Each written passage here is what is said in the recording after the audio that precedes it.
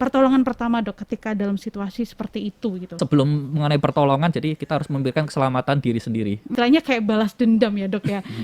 Korban tidak bernafas, sama saja seperti kayak tercekik.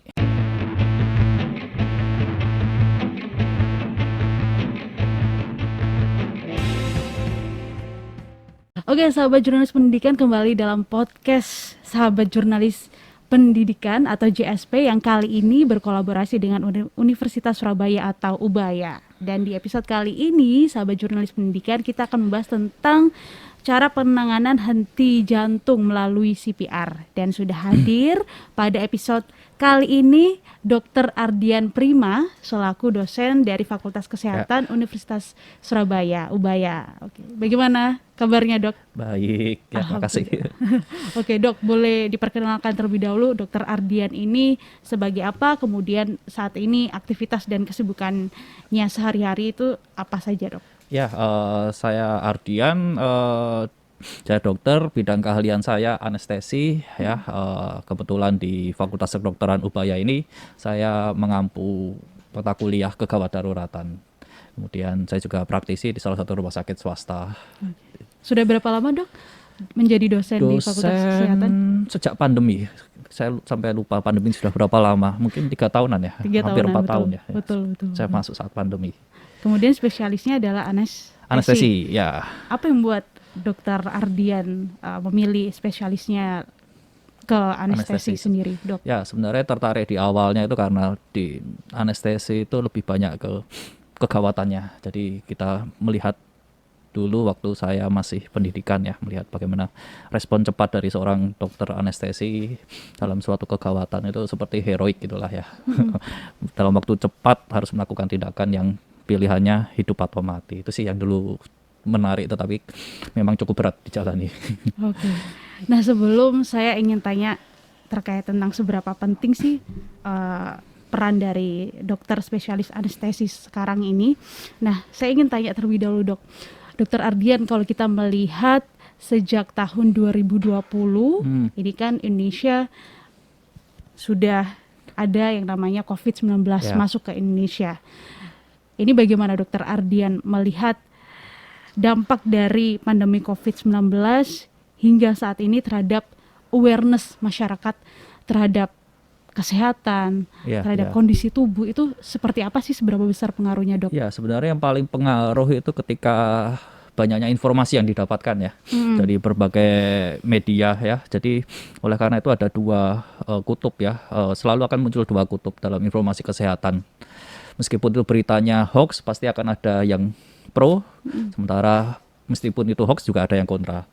Nah, jadi artinya menimbulkan polarisasi sama menimbulkan kerancuan mana informasi yang benar. Ketika orang sudah mempercayai sesuatu, pasti akan menganggap semuanya itu benar. Nah, itu yang terjadi ketika kita mengalami pandemi kemarin ya, banyak informasi yang akhirnya kita bisa tersesat.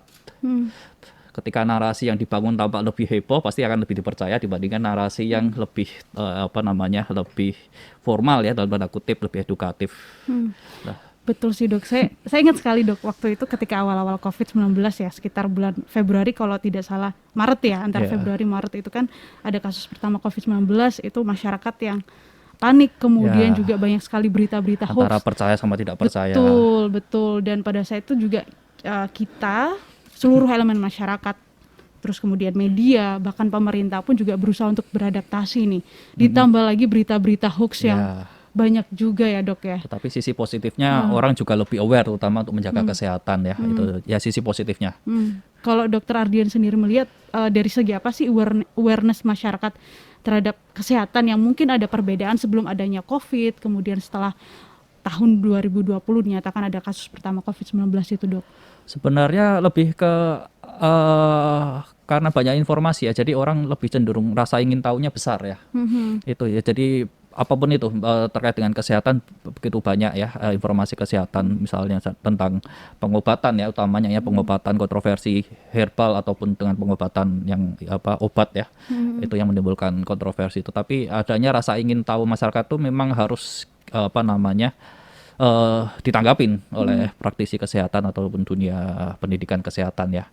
Yang penting adalah keingintahuan itu tidak berhenti pada hanya sekedar ingin tahu, karena banyaknya media sosial kan orang hanya sekedar ingin tahu, forward tampak pintar, tetapi apakah mereka melaksanakan kan itu menjadi dalam tahap perilaku kan belum pasti. Nah, jadi itu salah satu poin berikutnya.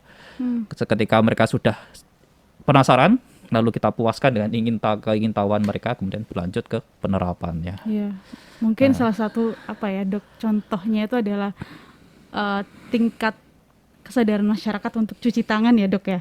Iya, Ya, satu kan, sisi. Dok? Ataupun bisa aja lebih takut penyakit. Nah, itu satu Betul. sisi yang bagus juga ya. Sisi Takut tuh positifnya ya, Dok ya. bukan ketakutan sehingga khawatir segala hal, tapi ketakutan sehingga mencari cara untuk pencegahan ya. Jadi keingintahuan untuk mencegah, bukan sekedar mengobati, itu meningkat ya pencegahan itu. Dok, waktu awal-awal COVID itu kan kita tahu seberapa chaosnya kondisi pada saat itu. Pemerintah berusaha untuk paling tidak itu mencegah dengan kebijakan-kebijakan yang dibuat, kemudian masyarakat juga dengan awareness yang diciptakan. Nah, di situ kalau menurut Dokter Ardian sendiri ya, dari sudut pandang Dokter Ardian sendiri, apakah disitulah mulai muncul peran penting dari para dokter untuk memberikan informasi-informasi yang cukup valid gitu melalui sosmed, terutama peran dari dokter-dokter spesialis anestesi sendiri. Kalau menurut Dokter Ardian seperti apa, Dok? Ya, sebenarnya banyak perhimpunan dokter sudah memberikan rekomendasi ya, rekomendasi, tetapi tentu kan suaranya atau medianya kan tidak di-follow oleh masyarakat yang jauh lebih luas ya. Misalnya ada seorang dokter yang ternama ya, memiliki follower lebih luas, tentu dia akan mendapat exposure yang lebih banyak ya, akan lebih banyak didengar. Dan saya juga melihat banyak dokter-dokter yang memiliki follower yang cukup banyak. Nah, yang penting adalah informasi mereka bisa dipertanggungjawabkan ya, karena relatif dia membawa nama dokter ya. Tetapi aktivitas para dokter itu cukup banyak terlihat sebenarnya ya, untuk mengcounter berita-berita yang yang kurang tepat. Terus banyak meningkat ya. Itu. Oke, menarik ya, Dok ya. Jadi di situ akhirnya juga meningkatkan kesadaran masyarakat, kemudian dari praktisi kesehatan, dokter juga. Mungkin awalnya dokter juga terpancing untuk mengcounter ya. Betul. Awal mulanya. Betul, Dok. Dok, sekarang saya penasaran sih, Dok. Apa yang membuat Dokter Ardian sendiri tertarik untuk mengambil spesialis anestesi, Dok? Ya, itu salah satunya adalah terkait dengan respon cepatnya dari seorang dokter anestesi untuk menyelamatkan hidup sebenarnya. Itu yang paling utama ya. Untuk menyelamatkan hidup ya. Ya, waktu saya zaman pendidikan dokter ya, waktu masih dokter muda, itu salah satu poin yang menjadi kenapa saya mengambil dokter spesialis anestesi. Ada sebuah peristiwakah yang kemudian membuat saya ngambil spesialis anestesi nih? Enggak terlalu sih, bukan seperti di film-film ya. Terinspirasi dari kisah nyata enggak sih. Tapi dari secara keilmuan, jadi seperti adrenalin lebih terpacu gitu ya, ketika kita terlibat di dalam kasus yang kegawatan itu kayak lebih semangat. Gitu ya, Dok ya. Oke. Selama mengambil spesialis anestesi ini, ada semacam kegiatan-kegiatan lainkah, Dok? Mungkin proyek sosial atau apa gitu, Dok, yang dilakukan oleh Dokter Ardian mungkin, atau seperti apa? Kalau selama ini sih biasanya dokter anestesi mungkin akan lebih banyak terlibat dengan pelatihan atau pendidikan pelatihan ya untuk orang awam, biasanya terkait dengan itu bantuan hidup dasar, biasanya anestesi yang terlibat ya. Kalau bakti sosial yang lain biasanya dokter anestesi kolaborasi dengan misalnya operasi bibir subing, biasanya dokter anestesi sebenarnya kan dokter ahli bius gitu ya, tetapi juga terlibat dalam situasi kegawatan. Nah, jadi biasanya kalau untuk orang awam, dokter anestesi itu yang memberikan bantuan pelatihan untuk bantuan hidup dasar. Oke. Kalau dari sudut pandang Dokter Ardian sendiri, hingga saat ini seberapa besar sih, Dok, minat dokter-dokter untuk mengambil spesialis anestesi ini sejauh ini, Dok? Cukup banyakkah atau justru relatif sih ya, saya tidak terlalu tahu ya seberapa banyak, apakah tapi yang jelas bukan suatu yang dokter ahli anestesi bukan sesuatu yang sangat diminati sekali enggak ya, tetapi jumlahnya cukup pasti ada. Tetapi kalau diminati sekali pasti ada pilihan lain yang lebih. Itu kenapa ya, Dok ya? Enggak tahu juga sih. Rata-rata kalau dokter Ardian melihat itu, Iya. apakah prakteknya atau Karena kan dokter anestesi itu kan bukan seperti dokter yang praktek pribadi ya mungkin, dan biasanya orang jarang mendengar ya dokter anestesi itu yang Iya. mana gitu ya. Kan dia terlibat di dalam proses operasi biasanya ya. Otomatis kan yang kenal sama dokternya, pasien kenal dokternya itu kan dokter bedahnya biasanya. Dokter anestesi kenal ya sebelum operasi saja biasanya. Oke, itu ngambil spesialis anestesi di Ubaya juga atau? Oh enggak, itu ada di center beberapa pendidikan, ada di Surabaya, ada di Jogja. Oh, cuman sebelumnya di Ubaya. Kalau Ubaya enggak ada. Oh, nggak ada, oke. Siap. Ubaya jadi program pendidikan dokter itu kan dokter umum, kemudian ketika sudah lu jadi dokter umum berlanjut ke dokter ahli spesialis lah. Spesialis itu ada macam-macam, salah satunya anestesi. Oke, Dok. Dok, tadi kita udah ngobrol tentang awareness masyarakat Ya. ya terhadap kesehatan, terutama ketika pandemi COVID-19 ada di Indonesia gitu. Nah, sekarang saya ingin ngobrol kasus yang saat ini sering terjadi, Dok. Ya, ya. Yaitu banyaknya event-event acara. Ini kan kalau kita melihat kasus COVID-19 ya kita nggak bisa bilang sudah hilang ya. Ya, ya. Tapi menurun lah dibandingkan pada tahun 2020, 2021 yang dimana kita tahu pertengahan tahun tuh kasusnya lumayan meningkat, bahkan juga jumlah bed occupancy rate di beberapa rumah sakit juga penuh, terutama di Surabaya sendiri. Nah, ini sudah menurun, akhirnya banyak event-event yang langsung diselenggarakan secara offline gitu. Istilahnya kayak balas dendam ya, Dok ya. Karena dari 2020 sampai 2021 itu ya 2 tahun ya. Itu online gitu kan. Akhirnya di 2022 langsung digeber offline. Nah, ternyata ketika event diselenggarakan secara offline, kemudian banyak masyarakat yang antusias, kerumunan. Ada satu kejadian kalau di Indonesia pada beberapa waktu yang lalu, Kanjuruhan, kita melihat ada sekitar 135 orang yang meninggal dunia karena pada saat itu berdesak-desakan ya, Dok ya. Kemudian yang terbaru di Korea Selatan, Itaewon, itu ada ratusan juga yang meninggal. Bahkan di Jakarta juga konser itu juga banyak yang pingsan yang akhirnya membuat konser tersebut dibatalkan oleh polisi.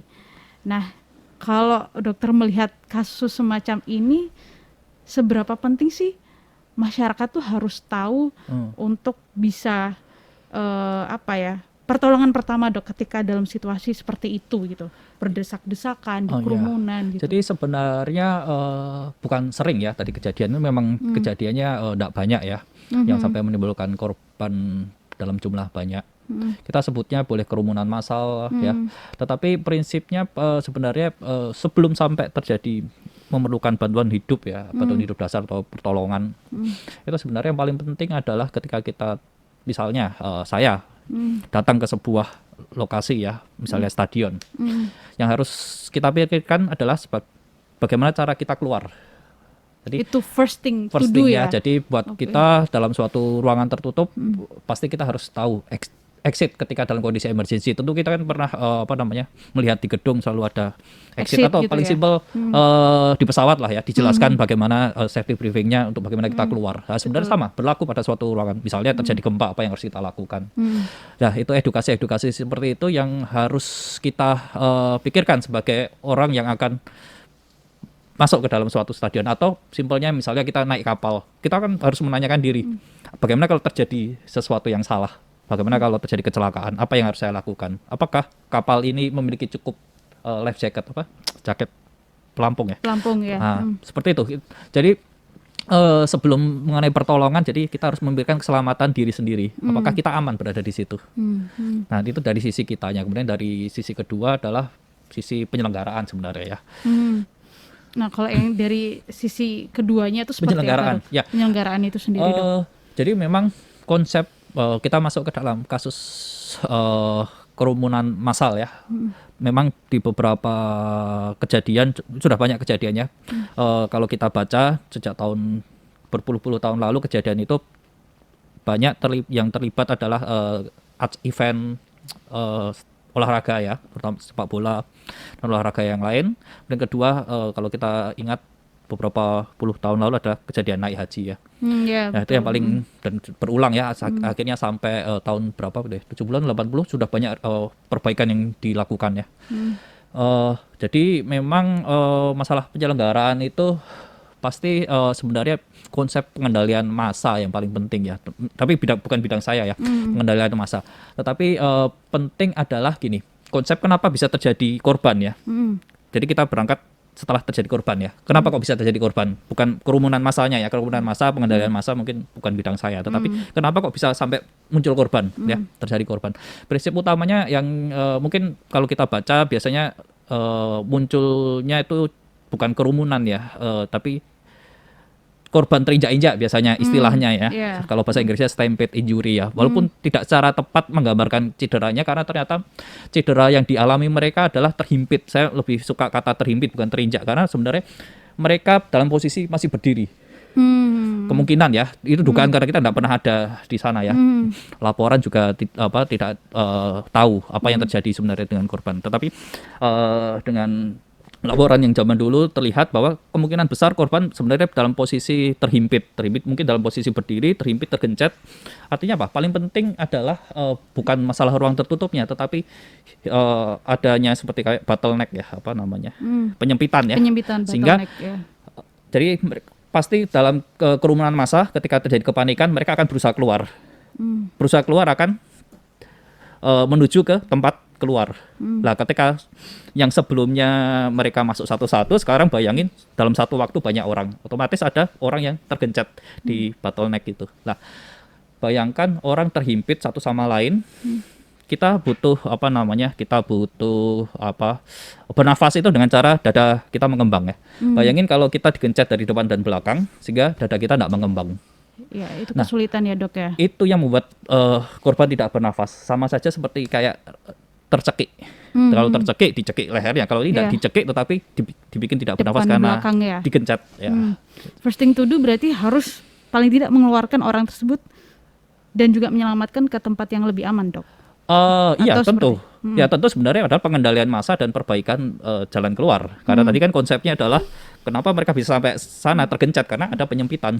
Nah, tentu pengendalian massa yang utama ya. Jadi berikutnya apa yang bisa kita lakukan? Nah, tentu kalau kita ada di situasi itu memang pertama secara insting ya jelas kita akan menolong diri sendiri atau menolong orang yang kita kenal ya. Tetapi yang pertolongan utama dalam kondisi penyempitan gitu tidak ada ruang. Ya, kita harus sebenarnya paling ideal adalah keluar dari area itu. Kita harus lebih ke area yang terbuka. Ya. Dok, kalau kita ngomongin tentang crowd management ya udah itu ranahnya penyelenggara ya dok ya, atau event organizer. Nah, kalau kita ngobrolin atau berbicara dari sisi korbannya dok, sudah diselamatkan ke tempat yang lebih aman. Nah, itu apakah memungkinkan langsung dilakukan teknik CPR atau oke, tunggu dulu korbannya bernafas dulu, dikasih minum baru kita ini, atau seperti apa dok? Nah, sebenarnya gini, kalau seandainya sudah terjadi korban ya, jadi saya perlu menekankan bahwa ada konsep yang disebut rantai keselamatan ya. Jadi rantai keselamatan. Kenapa disebut ada rantai? Karena masing-masing harus ada kelanjutannya ya. Salah satu poin dari rantai keselamatan yang paling bisa dilakukan oleh orang awam tentu adalah bantuan hidup dasar. Salah satu berikutnya lagi adalah memanggil bantuan. Nah, memanggil bantuan. Jadi bantuan hidup dasar itu harus ditemenin oleh panggil bantuan. Lalu akan dilanjutkan oleh bantuan medis ya. Nah, apa yang bisa dilakukan oleh orang awam? Pertama tentu tadi sudah aman ya. Kemudian identifikasi ya. Bantuan hidup dasar itu hanya diberikan pada yang kita sebut bantuan hidup dasar ya, yang kita kenal misalnya pijat jantung itu hanya diberikan pada korban yang tidak sadarkan diri dan tidak bernafas. Ya, jadi kita harus identifikasi dulu korban ini pada tahap yang mana. Ya. Jadi nggak langsung langsung teknik CPR ya. Itu nggak ya dok? Jadi misalnya tidak sadarkan diri, tetapi dia masih bernafas, tentu yang kita bisa lakukan adalah menjaga aman dia di lokasi, kemudian panggil bantuan. Nah, kalau misalnya ternyata tenaga medisnya nggak ada atau katakanlah jumlahnya kurang dengan menghandle massa yang segitu banyaknya, mau tidak mau kan harus orang-orang yang ada di sekitar itu. Nah, itu apa yang harus dilakukan, Dok? Mungkin, Dok, yang bisa dilakukan oleh orang awam, Dok? Nah, makanya kuncinya adalah rantai keselamatan tadi ya, termasuk dalam penyelenggaraan itu harus menimbang tentang kebutuhan medis ya. Sekarang kalau biasanya penyelenggaraan acara sepak bola level internasional, itu kalau kita lihat ambulans standby di dalam lapangan ditemani dengan petugas medis ya. Itu salah satunya. Jadi tetapi itu belum ngomongin tentang pengendali korban jika ada korban di pihak penonton ya. Tetapi artinya jumlah petugas medis ada proporsi tertentu terhadap dengan potensi korban ya. Itu yang paling penting. Nah, kemudian apa yang bisa dilakukan sebagai orang awam? Sebenarnya kita cenderung pengen bisa melakukan sesuatu yang tampak heroik ya mungkin ya. Tetapi sebenarnya ada konsep-konsep yang tadi saya sebutin itu yang harus kita pikirkan. Tetapi memang misalnya contoh tadi korbannya tidak sadarkan diri tapi masih bernafas. Artinya kita harus aware bahwa relatif kita tidak banyak bisa dilakukan sebagai orang awam. Tetapi yang penting adalah berikutnya adalah dia bisa segera mendapat bantuan medis. Nah, itu yang kita pikirkan. Nah, tetapi berikutnya, kalau dia kita identifikasi sebagai korban tidak sadar tetapi tidak bernafas, itu kita bisa berikan bantuan hidup dasar. Termasuk yang CPR itu CPR tadi itu. ya? Oke. Nah, kalau Dokter Ardian sendiri melihat dari sudut pandang dokter ya, Dok ya, sejauh ini seberapa besar sih, Dok, awareness masyarakat atau pengetahuan masyarakat terhadap teknik CPR ini, bantuan hidup dasar? Ya, masih perlu adanya sebenarnya itu sosialisasi lagi atau masalah di mana-mana ya, karena memang itu kan informasi itu terbatas ya untuk kalangan medis. Biasanya orang terus ini urusannya medis gitu ya. Padahal sebenarnya enggak ya. Namanya bantuan hidup dasar itu dilakukan oleh orang awam. Karena siapapun bisa ya, siapapun harus bisa sebenarnya, karena orang medis tak mungkin sedang jalan-jalan di stadion, kan akan kemungkinannya lebih kecil dibanding orang awam yang ada di situ ya. Jadi konsepnya memang bantuan hidup dasar itu sebenarnya dilakukan oleh orang awam ya. Tetapi masalah itu bukan hanya di Indonesia ya. Kalau kita lihat contoh ya, kalau kita ingat kasus korban tidak sadar misalnya, yang saya tahu misalnya contohnya adalah korban di lapangan sepak bola. Kebetulan kan saya penggemar sepak bola, jadi yang saya ngomongin itu. Jadi misalnya kiper bertabrakan dengan pemain terus dia cedera kepala ya, akhirnya pingsan kan dulu, atau contoh saya lupa kasusnya ya. Pokoknya jadi intinya kalau dia tidak sadar terus tiba-tiba ada salah satu pemain yang menarik lidah. Ingat ya, itu seperti heroik ya. Pernah dengar ya, sepertinya itu heroik ya. Walaupun itu dilakukan, mungkin menyelamatkan nyawa, tetapi memang belum tepat ya. Karena tekniknya ada sendiri ya. Momennya gitu ya. Bukan momennya, tetapi teknik membukanya. Kan susah yang ngambil lidah itu ya. Padahal sebenarnya simple. Kalau korban itu tidak sadar terus ngorok, simple. Nanti kalau misalnya ada keluarga yang ngorok bisa dilakukan. Jadi ciri itu karena apa? Itu sangat menyelamatkan, benar sesuai dengan berita di itu. Ketika korban tidak sadar ngorok, itu ancamannya dalam hitungan menit, ancaman nyawanya, sehingga harus ditolong lah. Meskipun penolongnya waktu itu narik lidah, ya memang itu mungkin bisa menyelamatkan, tapi ada teknik yang simple. Apa itu, Dok? Yaitu termasuk dalam bantuan hidup dasar ya sebenarnya. Itu adalah buka jalan nafasnya dengan mendongakkan dagu. Mendongakkan dagu atau mengangkat ini rahang. Perlu ditekan gitu kah, Dok, atau? Bukan, ini didongakkan. Didongakkan gini. Ini kalau kita dagu ini kan kita tarik ke sana ya. Jadi seakan-akan rahang bawah ini maju ke depan. Itu yang simple bisa menyelamatkan ya. Atau kita dorong ini. Dagu. Ini namanya? Leher. Bukan, dagu. Dagu bagian belakang ya, Dok? Dagu yang bagian sudut ini ya. Sudut ya, oke.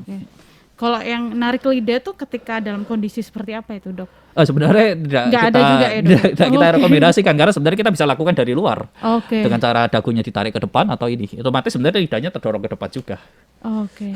Kan susah ya menarik lidah itu sebenarnya. Nah, informasi-informasi seperti itu yang perlu kita sebarkan. Artinya dalam keadaan tersebut itu jangan yang langsung ditarik lidahnya, tapi harus didongakkan dagunya ini ya, Dok ya, bagian depan ataupun yang bagian belakang ya, Dok ya. Itu untuk keadaan yang korban tidak sadar, tidak sadar ya, Dok, kemudian ya? sebenarnya prinsip nanti kita lanjut ke prinsip penanganan bantuan hidup dasar ya. Jadi konsepnya salah satunya itu buka jalan nafas itu. Buka jalan nafas itu Ya, poin pentingnya, tekniknya Dok. itu harus diketahui dan dilatih.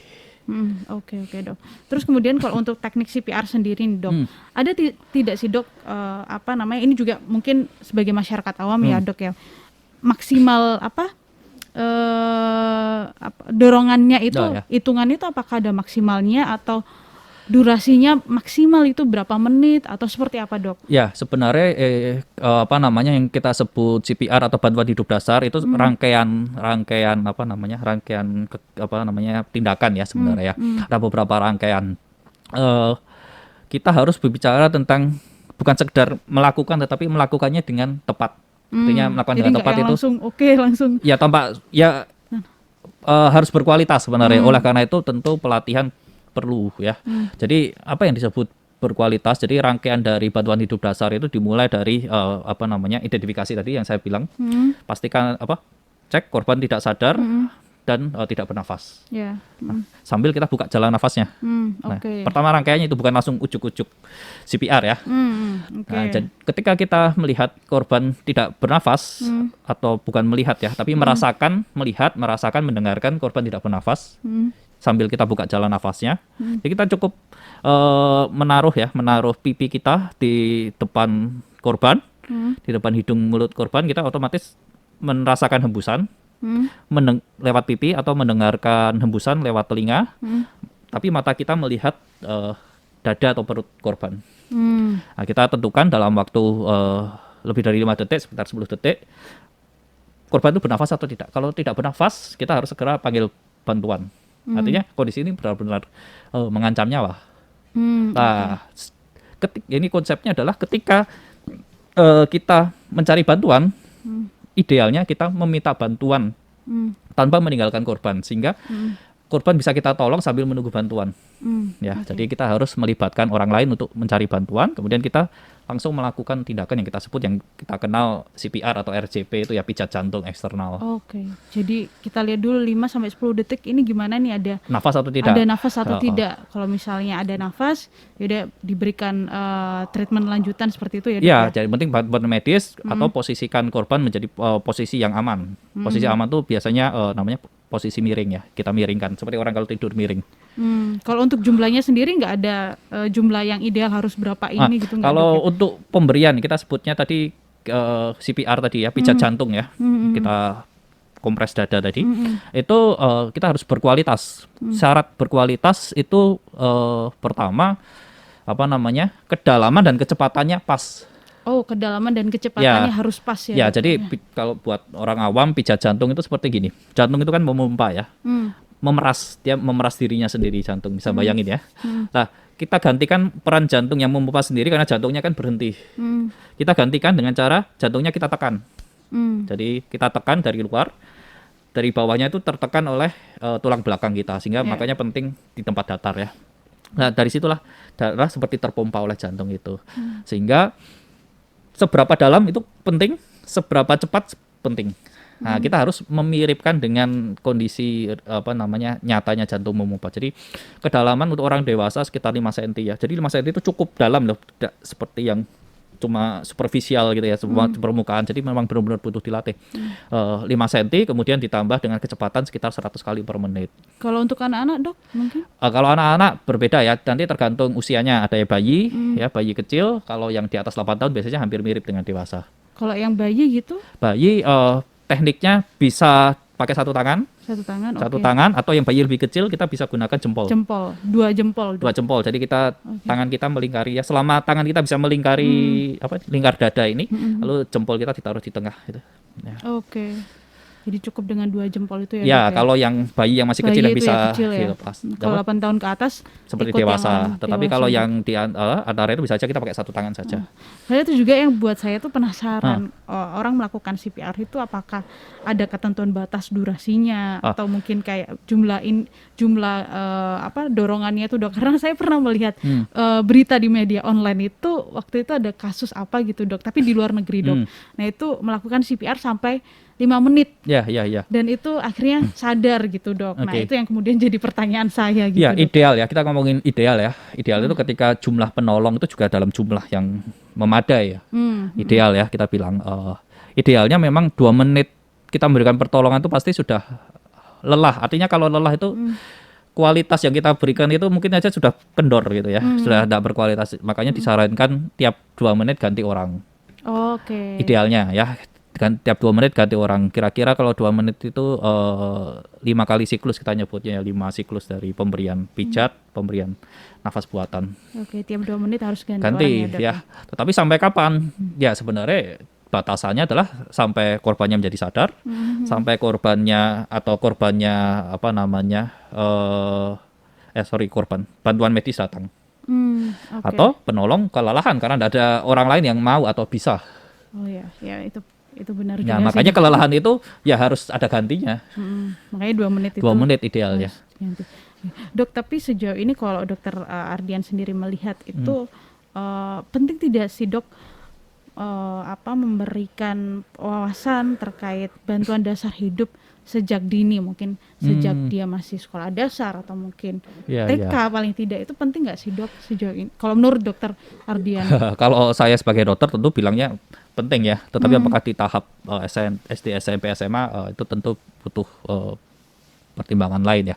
Tapi memang masih banyak beberapa aspek ya yang memang harus diintegrasikan dengan kebutuhan di sekolah ya. Ya memang salah satunya terkait dengan keselamatan hidup itu salah satu yang harus diajarkan ya. Contoh misalnya tentang keselamatan lah itu sebenarnya. Jadi bukan sekedar pertolongan ya, tapi konsep tentang keselamatannya itu misalnya keselamatan di dalam ruangan, keselamatan gempa, keselamatan dalam transportasi umum. Mitigasi ya Ya, dok, istilah mitigasi itu bagaimana sih sebagai misalnya anak SMA atau SMP itu sudah terbiasa. Nah, salah satunya berikutnya adalah bagaimana untuk minimalisir korban, termasuk dalam kita istilahnya bagaimana kita menolong, ya, termasuk di dalamnya adalah bantuan hidup dasar.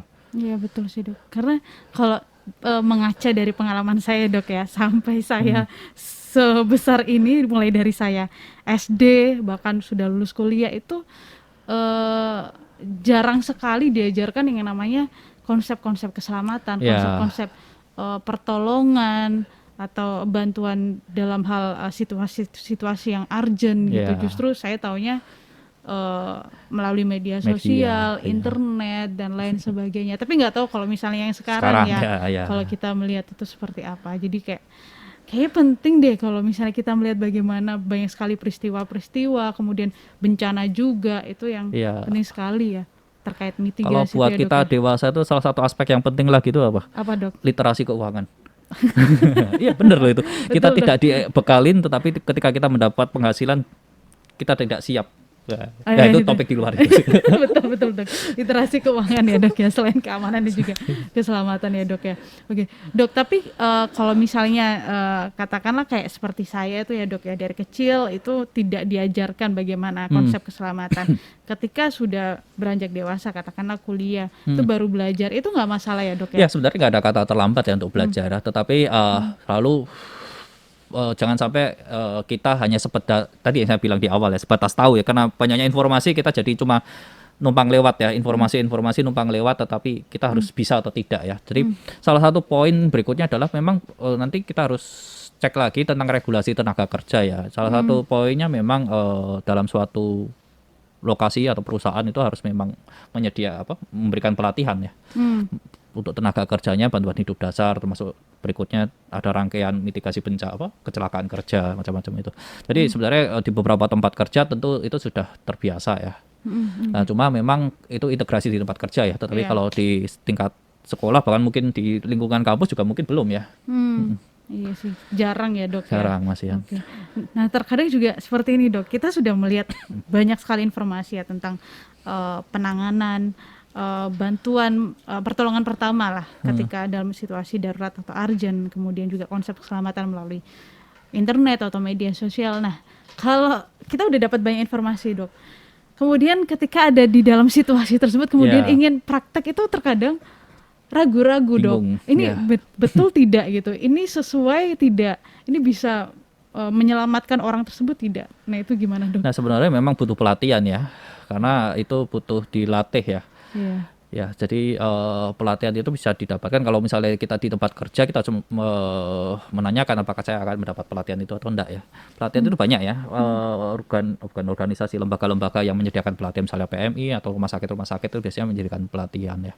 Tapi kalau orang awam ya memang tidak ada secara khusus ya pelatihan yang bisa didatangin yang saya tahu ya. Tetapi mungkin saja sekarang sudah banyak ya pelatihan online atau apa.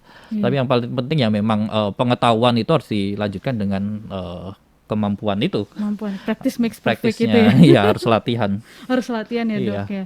Tapi tadi dokter Ardian sempat menyebutkan tentang PMI. Nah PMI ini juga berarti ya penting juga ya dok ya. Kalau kita melihat kan beberapa sekolah gitu kan, SD sampai SMA itu setahu saya juga ada ekstrakurikuler PMI. Nah itu juga bisa membantu Iya. juga ya dok ya. Sekolah tuh PMR.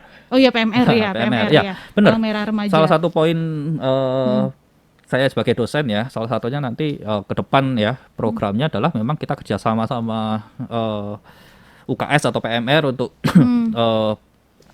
apa sih yang mereka butuhkan sebagai dalam tanda kutip manusia ya. Poin kesehatan mana aja yang penting, salah satunya ya tentu itu ya bantuan hidup dasar. Itu ke depannya sebagai apa istilahnya praktisi pendidikan sebagai dosen harus turun ya sampai sana. Iya. PMR, UKS itu adalah Ya. dua hal penting yang bisa dimanfaatkan oleh anak-anak muda juga ya dok. Ya, Jadi ya, sejak UKS dini. bukan cuma tempat sembunyi aja ya dok ya. Untuk bolos kan biasanya untuk alasan gitu kan. Terus Iya. udah saya mau ke UKS aja gitu. Kayaknya pengalaman saya sendiri. Gitu. Itu juga bisa dapat banyak sekali wawasan juga tentang Ya, konsep ke depan kita keselamatan. harusnya kerjasama ya dari Fakultas Kedokteran, kerjasama dengan pihak-pihak sekolah SMA mungkin yang paling mudah ya, dalam tanda kutip paling mudah, yang sejak dini. Kerjasama itu seperti apa itu dok? Mungkin ada imajinasi Ya, gitu dok. yang jelas memang kita membuat, kalau tidak bisa terintegrasikan dengan kurikulum, ini rencana saya, rencana tahun depan kita bikin, yaitu kita 2023 tuh dok. semoga tidak ada masalah. Jadi kita pakai pilot project di salah satu SMA, nanti kita bikin modulnya. Jadi istilahnya bukan buku pelajaran itu, tapi apa sih yang bisa mereka lakukan, sehingga programnya adalah yang mengajari kemudian adalah dari siswa atau gurunya kembali. Jadi kita mengajari mereka untuk bisa mengajari siswanya entah nanti lewat program UKS atau lewat Palang Merah Remaja. Oke. Kita menyediakan modul pelatihannya. Modul. Sebenarnya modul pelatihan itu simpel ya. Intinya kan tadi yang saya bicarakan kualitas tadi, kemudian tinggal ditirukan. Itu hanya lewat video saja. Video orang melakukan bantuan hidup dasar itu kemudian ditirukan bersama-sama. Itu simpel sebenarnya. Itu yang dilakukan oleh program pelatihan yang dari American Heart Journal ya, jadi American Heart Association ya. Itu seperti itu. Pelatihannya ternyata yang paling mudah dilakukan yaitu lewat video. Jadi orang menirukan apa yang harus dilakukan. Oke, lewat video, lewat Iya, modul-modul itu Iya. ya dok ya. Luar biasa sekali dok. Mudah-mudahan projectnya itu bisa terlaksana dan bisa berjalan dengan lancar. Bulan kapan dok kira-kira atau masih belum tahu? Tergantung. Tahun 2023 ya dok ya. Targetnya tahun 2023. Oke, siap. Mudah-mudahan apa yang dilakukan oleh Dokter Ardian dan juga kawan-kawan itu bisa bermanfaat juga, dan yang paling penting juga wawasan dan juga info-info yang diberikan oleh Dokter Ardian pada podcast episode kali ini juga mudah-mudahan bisa bermanfaat dan bisa meningkatkan awareness masyarakat terkait tentang dasar-dasar pertolongan pertama ya dok ya. Konsep keselamatan itu seperti apa. Oke. Baik, terima kasih banyak Dokter Ardian Prima terkait untuk waktunya pada hari ini, dan mudah-mudahan bisa bermanfaat juga dan bisa menjadi tambahan atau insight baru untuk sahabat jurnalis pendidikan yang menonton podcast kita pada episode kali ini. Terima kasih dokter dan juga sampai jumpa.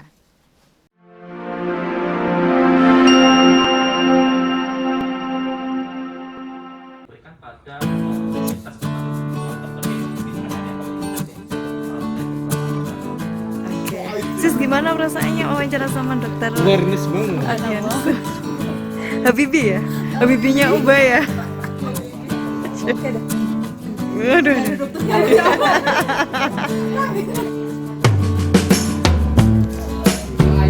First thing to do.